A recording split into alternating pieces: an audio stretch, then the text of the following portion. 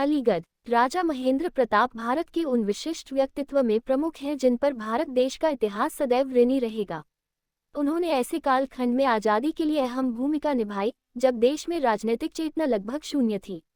1906 के कांग्रेस अधिवेशन में भाग लेकर वे सुनिश्चित हो चुके थे कि आज़ादी देश को लंबे समय तक नहीं मिलने वाली। नया राजनीतिक दर्शन था कि आज़ादी का संघर्ष विदेशी सहयोग को केंद्रीकृत करके ही सफलता मिलेगी। इस दृढ़ संकल्प के साथ वे 1914 में जर्मनी पहुंचे। वहां के शासक कैंसर के सहयोग व परामर्श पर अफगानिस्तान के शासक और उनके सहयोगियों की सहायता से बागे बहार में गतिविधियां तेजी से प्रारंभ हुई। उसके परिणाम स्वरूप 1 दिसंबर 1915 को स्वयं के जन्मदिन के अवसर पर भारत की प्रथम स्थानापन्न सरकार की स्थापना करके उन्होंने दुनिया का स्तब्ध कर दिया। यह अपने आप में बहुत विलक्षण उपलब्धि थी कि एक पूरा प्रांत ही उन्हें मजार-ए-शरीफ का आज़ादी की लड़ाई के लिए मिल गया। बाबू क्लर्क बनाने की अंग्रेजी नीति के खिलाफ उन्होंने देश में सर्वस्व दान करके औद्योगिक शिक्षण संस्थान दिया, जो काफी समय तक क्रांतिकारियों की गतिविधियों का केंद्र रहा।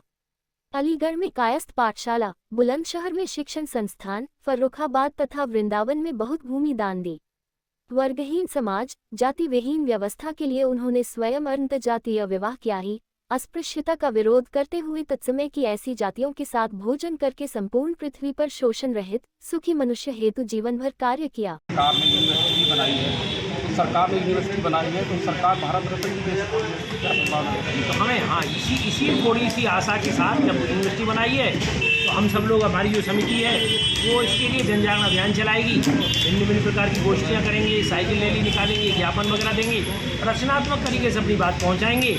सरकार तक हमारी बात पहुंच जाएगी और हमें ऐसा भरोसा है, आशा है राजा साहब को भारत रत्न मिलेगी।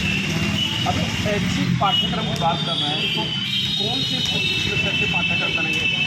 स्नातक में रखने की बात कर रहे हैं या जो है? अभी तो हमारा तो कहना ये है कि 9 से 12 तक के पाठ्यक्रम में कम्प्लीट की जाए, लेकिन जैसे यूनिवर्सिटी बनी है तो यूनिवर्सिटी में आपको शायद जानकारी होगी कि हमारी एक चेयर होती है उस व्यक्ति की। ऐसे राजा साहब की एक चेयर यहाँ बने।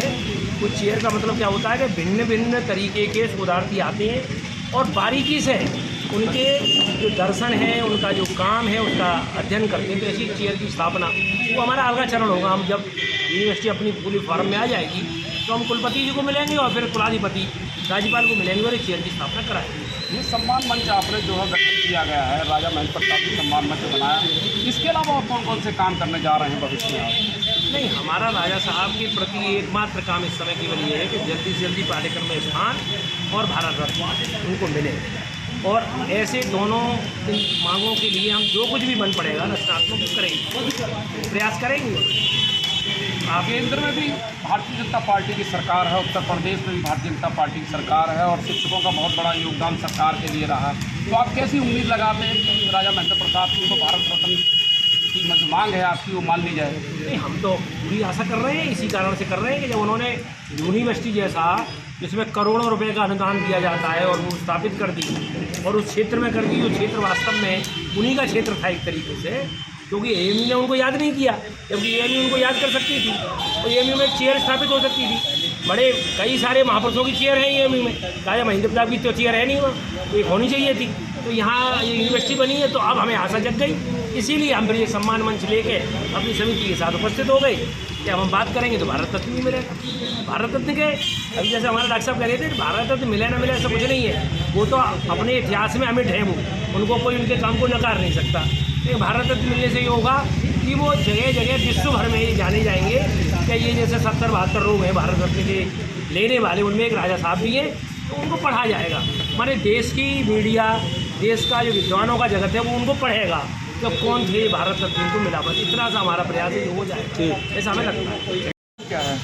दिगंबर सिंह चौधरी। आज राजा महेंद्र प्रताप जी सम्मान मंच के माध्यम से राजा प्रताप सिंह जी को भारत रत्न की मांग की गई है। आप जाट समाज से हैं, सरकार ने जो है यहाँ एक विश्वविद्यालय बना दिया गया है, उसका काम चल रहा है बड़े स्तर पर। तो जो विद्यालय बनाया है उसके बारे में आप क्या कहेंगे? सरकार ने विद्यालय बनाया, अभी डॉक्टर साहब ने बताया जैसे विश्वविद्यालय बनने जा रहा है तो आगे जब विश्वविद्यालय स्थापित हो जाएगा तो इसमें हम आगे अगली मुहिम में एक चेयर की मांग करेंगे जिसमें राजा साहब के बारे में शोध हो, जैसे अन्य जगहों पर होता रहा है, और इस चीज़ को आगे बढ़ाएंगे।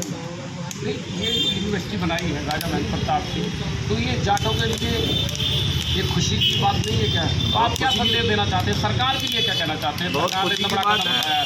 जब यहाँ का प्रोग्राम हुआ, उद्घाटन हुआ, तो हम जाट महासभा की तरफ से हमने योगी साहब का सम्मान किया था। मैं जाट महासभा का महासचिव हूँ। तो हमारा समाज तो बहुत खुश है कि हमें सम्मान मिला, हमारे बुजुर्गों को सम्मान मिला, हमारे राजा साहब को सम्मान मिला। बहुत खुशी की बात है। भारत रत्न मिल जाएगा तो कैसा महसूस करेंगे? बहुत गर्व के साथ समाज आनंदित होगा जो है।